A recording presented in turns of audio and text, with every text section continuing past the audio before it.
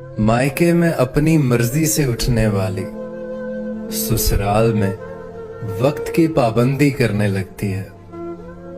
मायके में अपनी पसंद के खाने खाने वाली ससुराल में जो मिल जाए उस पर कनात कर लेती है।